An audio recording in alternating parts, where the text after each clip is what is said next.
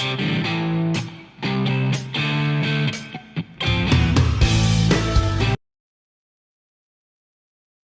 hello, friends. Good to be back. Good to see you. Hey, listen, when chaos comes, some treat it like it's a blanket, some treat it like a ladder. My next guest, he's on the Canada-U.S. Council that the Prime Minister of our country put together in the face of, I don't know, a takeover, an invasion, tariffs from Donald Trump and Maple MAGA. Please welcome back to the program the head of the Automotive Parts Manufacturing Association in Canada, the only man I know that's invented and developed an electric vehicle. And he's also on the Canada-U.S. Council. Please welcome to the program, Mr. Flavio Volpe. Hey, dude, how's your fifth job? Yeah, this one pays about as much as the fourth one, so. Dude, you're doing your civic duty. You got the Order of Canada for a reason. Yeah. You're representing Canada. You're on a very distinct council with some very influential people. Let's get into it because you're leaving for Washington today, as I understand it correctly. Yeah. Yeah, that's right. Yeah. You're leaving for Washington, trying to prepare for what could be 25 to 50 to 150 to 200% tariffs on vehicles, automotive parts. I mean, your industry is in a tizzy. You've got, the heads of Ford and General Motors going, "Oh, we're in trouble." But I want to ask you before we get started on some of the details here. Has this been papered at all? Like all the work that you're doing, the 184 interviews for the past 4 or 5 days, the meetings, the preparation, any retaliatory response. Do you guys have like anything on paper to go on, or is this just, are we just talking, hey, we're reacting to Crazy Town right now? Yeah, you're hitting the difficulty in doing this thing. Everybody's expecting, like, what's your plan? How do you deal with different scenarios? What are the cards we have to play? All of that is circling the airport because he's threatened, by my count, 4 different tariffs on Canadian cars and the Canadian economy and Canadian materials. The first one was border related, at least in his argument. And that's the one that we got the stay of execution from on January 31st with our border plan. But that's supposed to come back on March the 4th.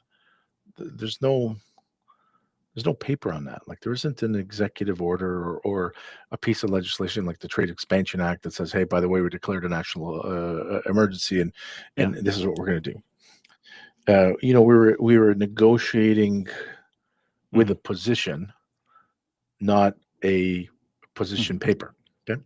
Then he's got another one where he says, well, we're going to do 25% on steel and aluminum, like we did in 2018 and 2019, but this time there's no exceptions. Canada got an exemption. No paper. No memo? No paper. Nothing? Oh, no, nothing. March 12th. We're all kind of, we don't know. We're waiting. Then there's a bunch of stuff, things that are called there's de minimis shipments. Some shipments, until you hit a threshold, I think it's $800. You don't have to pay duties on anything anyway. And they said, well, getting rid of all the exemptions on de minimis shipments. Well, in my business, those are service parts. Then he said last week, 50 to 100% on Canadian cars because they stole the auto sector from us. No paper. Then he said earlier this week, I think, I think we're going to put 25% tariff on all cars imported into the U.S. And we're going to do it on April 2nd because we could have done it April 1st, but we're going to give it an extra day and we're going to lose hundreds of millions. It's all no paper. So no paper, no paper, no paper, no paper. I keep saying to people, don't react to every single thing that he says. Yeah. Take him seriously. He wants to reset that balance. There's no question. But until he puts it on paper. Does he use the Trade Expansion Act with the national security stuff? Does he declare an international emergency and then try to use the presidential powers for it?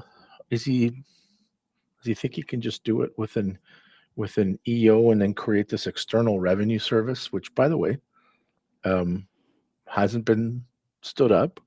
So the external revenue service is going to collect the tariffs. Doesn't exist. He's sowing chaos and anxiety, that's for sure. And the investment community is reacting to it. And certainly the rest of us are reacting to it. but I keep counseling. Wait until you see the paper. So no paper. Like back to your original point. You guys are chasing ghosts at the moment. You're chasing rhetoric. You're planning. You're meeting.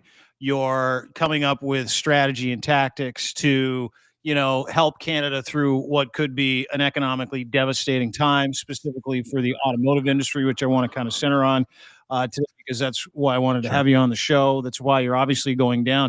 How do you as someone who is the head of the APMA, and how does do other business leaders, how does the guy from GM, how does the CEO of Ford, who came out the other day going, this is going to be very, very bad, please don't do this, how is it that you even can plan for these eventualities when the eventualities are all rhetoric? There's no memo, there's no structure, there's no understanding to what it is that he plans on doing. And you say you're taking him seriously, but do you have to at this point?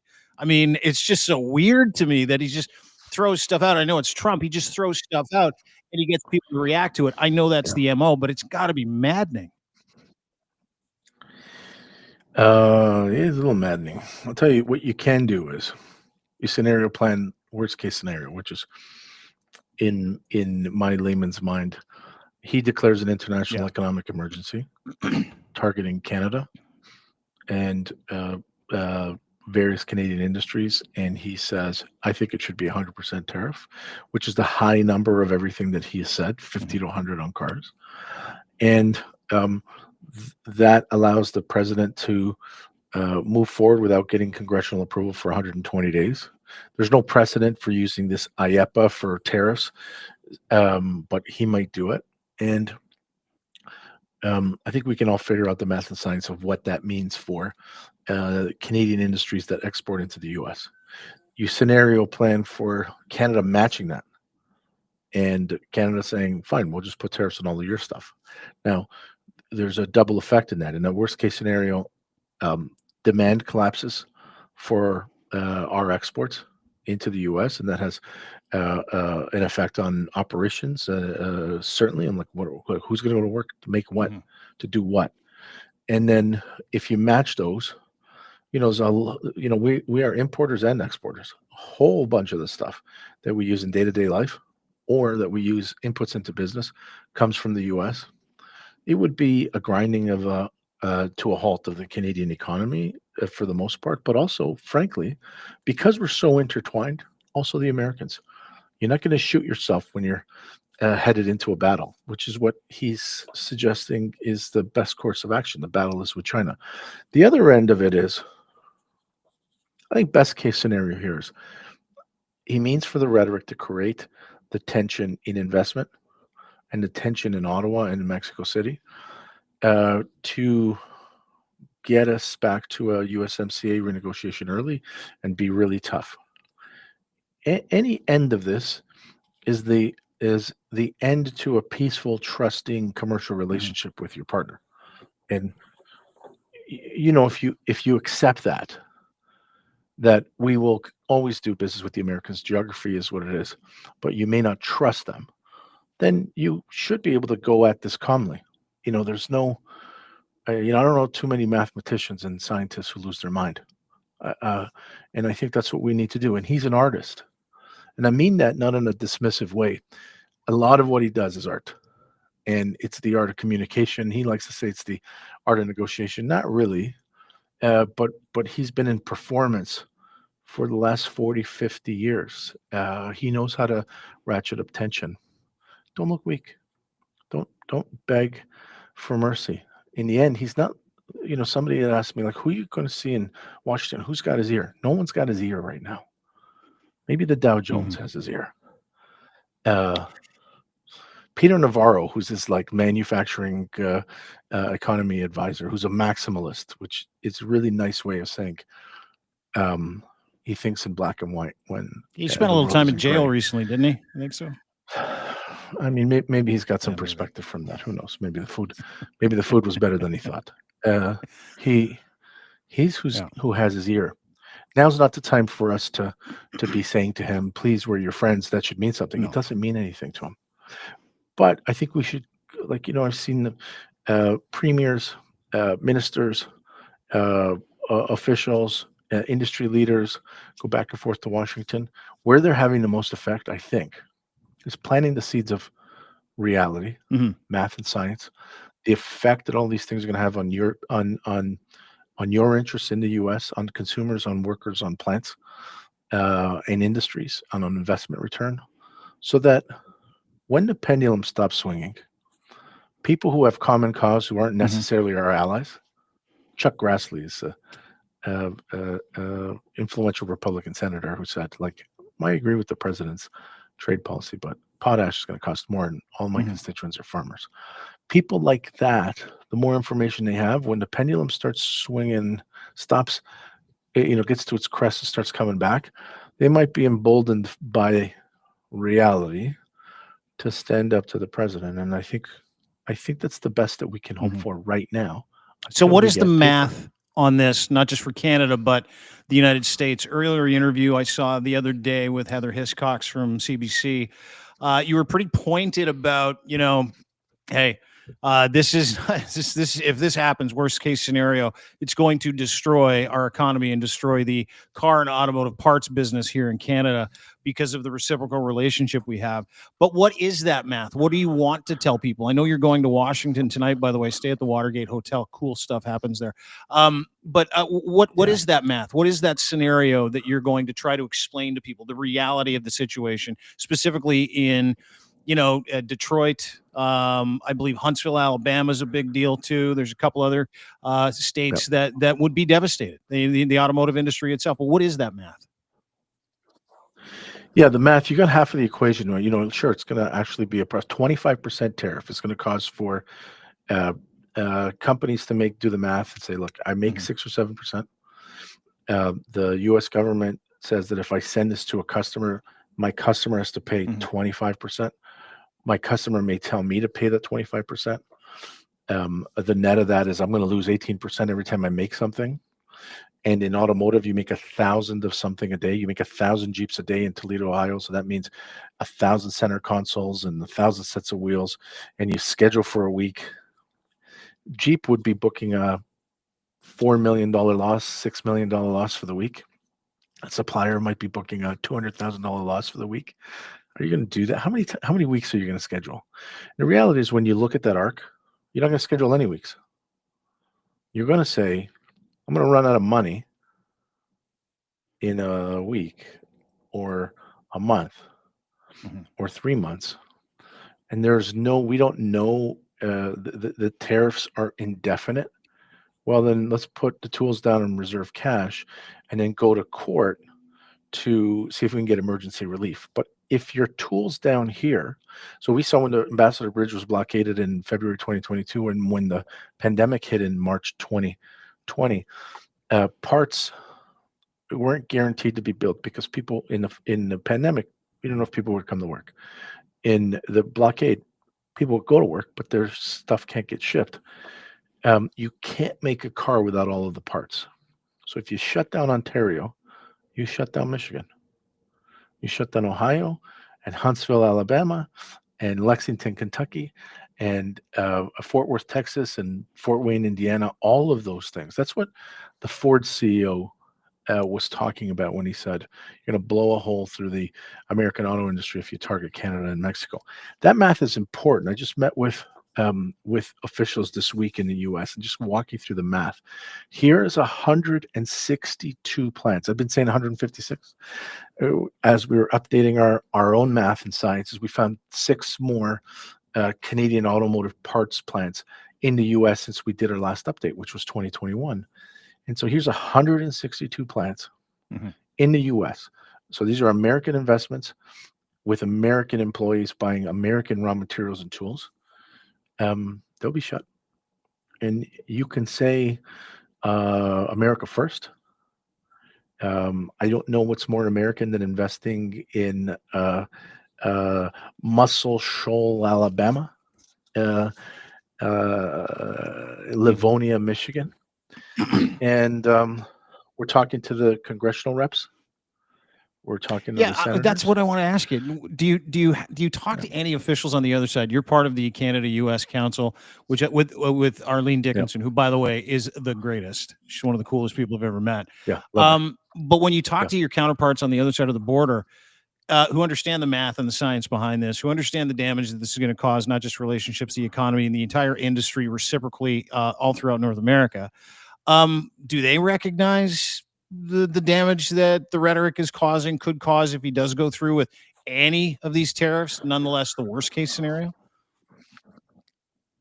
Generally, I think they're overwhelmed by the chaos he's reaping in everything. Right? He's got his vice president out there talking about the idea that the executive branch has dominion over the judiciary.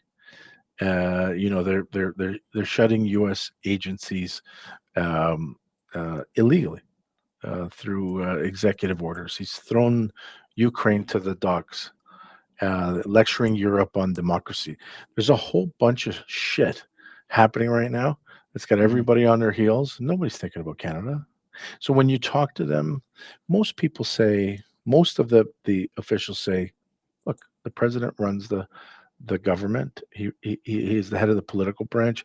Stuff filters down when orders turn into regulatory instruments or law, and we execute what the political powers that be determine to be the path for the country. That's the president and that's Congress. And they also say, look, we're at 35,000 feet here. If you listen to the president, he's got a whole bunch of nominees that have to get confirmed, and they will over the next couple of weeks. And there'll be a lot more, you know, adults on these files, and we'll worry about it when we see the paper. That's it. I mean, in essence, and in fairness to them, what else could you do? Like in 2018, I said, you're going to put national security tariffs on pickup trucks from Oshawa, Ontario, or aluminum from Quebec. Then we'll take you to court, and we'll argue in court that you're doing irreparable harm, and you are it's a misuse of the legislation, and that irreparable harm would go to court in the U.S., get standing in the U.S. saying to the American interests here. He wouldn't have to because he backed off on cars Yeah, and but that's parts. because he had like You know, Wilbur Ross who talked a little common sense into him, a couple other people. It's very different this time around, right? Like he surrounded himself with yes men. I'm going to use the word sycophants. And Kash Patel just got nominated today, yeah, successful nomination. He's not surrounded by people like General Kelly or Wilbur Ross who are like, hey, most of your donors are going to lose their shirts, lose their asses. We're going to decimate an industry. We're going to put people out of work. Blah blah blah blah blah. Is that a concern to you this time around? a little bit. Howard Lutnick's uh, a real and reasonable person. He's got religion that's different than ours, but certainly someone who's grown up in math and science. And Scott Bessent and uh, uh, you know uh, his his USTR appointee is the former chief of staff to his former USTR appointee, and they went to the same school of hard uh, Mhm, trade positions, mhm. America first, but not nuts, reasonable people. And so I do expect a bunch of the rhetorical fog to clear when there's paper. I don't expect any of those arguments to be beneficial to Canada on paper, but at the very least, we're going to know what we're working with. We're going to know how to get in. Like we're going to have to go through the storm to get to finish this, but at least we'll know what the storm is, and it's not just storm of Mm. words and threats. Well, and it's Uh, hard to react to those words and threats when they're just words and threats and you have nothing on paper. There's no memorandum, there's no executive order, there's no nothing, right? So what are you going to Washington for? Are you going to educate people? Are you leaving tonight, by the way? I yeah, what we're doing in Washington is not pleading our case. What we're doing in Washington is sharing the defense and hear the numbers. Like we are in our business, we're American investors and we're Mhm. American employers. Now, it would be great if the conversation was, "Oh my God, we should make sure that your interests are spared." It's not. It'll be thank you for that. And when the shit hits the fan, I put my hand up and go, "Can you go back to that brief I gave you? Now let's work on a solution together." During the NAFTA renegotiations, some of the toughest conversations happened after the toughest American proposal, and I said, "You're going to sink American auto parts interests here, and let me show you." I called the White House. I got a meeting at the White House.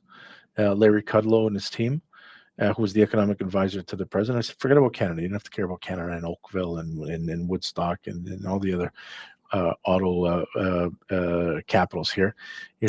Here's what's Yeah. happening in Huntsville. Here's what's happening in Jefferson County, and you are going to make it so tough to comply at the time. You're going to make the tools the rules so tight. Car companies are going to say, forget the rules. You know what? I'll just pay the 2.5% tariff and we'll import what we need from China." And that was a helpful moment. I know we're going to have those moments because I know without a doubt. That's why you won't hear me asking for a carve out. If you do what you say you're going to do, you're going to close your own Mhm. shops. So why am I going to waste any leverage that I might have on trading a concession that we don't need to make on a threat that you haven't put in writing when I know there is nothing we can Mhm. do in response that's worse than Hmm. what you're doing to yourself? Dude, this is why I love talking to you. Not only are you measured, your tone is incredibly nice and velvety when I talk to you, but you're able to kind of dial it back and put it into real terms and give people real information instead of engaging in all the theater, right? It's all theater for engagement, it's theater for PR, it's theater for Trump, it's theater for the pride of America, people here in Canada, it's theater like Yeah, woe's us, what are you doing to your best friend? Those arguments don't work there. To your point, they just don't work. they, they don't. I'll tell you. Somebody said to me, "You got to stop with the doctor with the Mister Dress Up routine. You might be a nice guy, but they don't respond to nice guys." Well, I'm not asking them to respond to me. And I assure you, if you've known me, I've been around 5 decades or so. Um, there is a not so nice guy, but that not so nice guy is not going to do anything here that is going to be any worse than Mhm. what they're doing to Mm. themselves.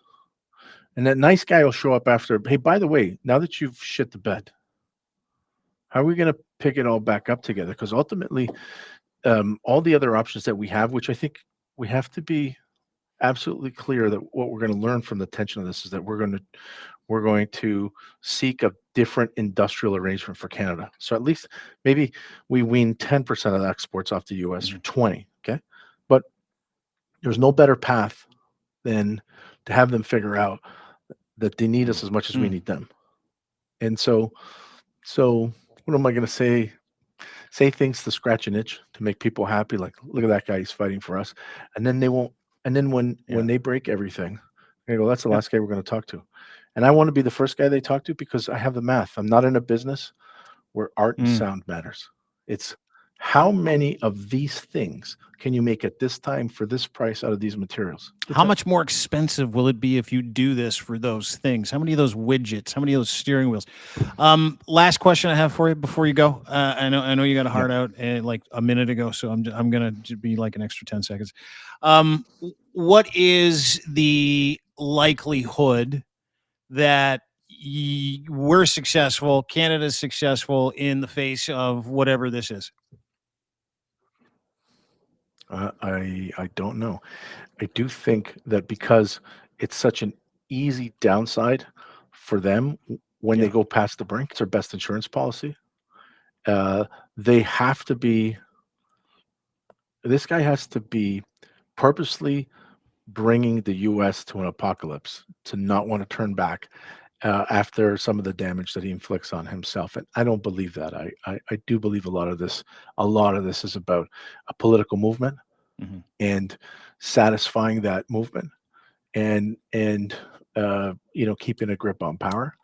And I said in a Toronto Star piece today, he's pushing us all into a wood chipper, Canadian and American interests. But when you're negotiating for a wood chipper with a wood chipper, there's two things that you should know. Number one, don't jump in. And number 2, bring some bricks. Toss them in. See You what ready? You ready? Are we ready to retaliate? You think? We ready to respond? I'll leave you with one fact. Yes, sir. 60% of the aluminum that Americans use, not import, use, comes from Quebec. Now, when Legault says we could sell it somewhere else, that's bad. We've been talking about cutting off oil. Oil is like a lifeblood.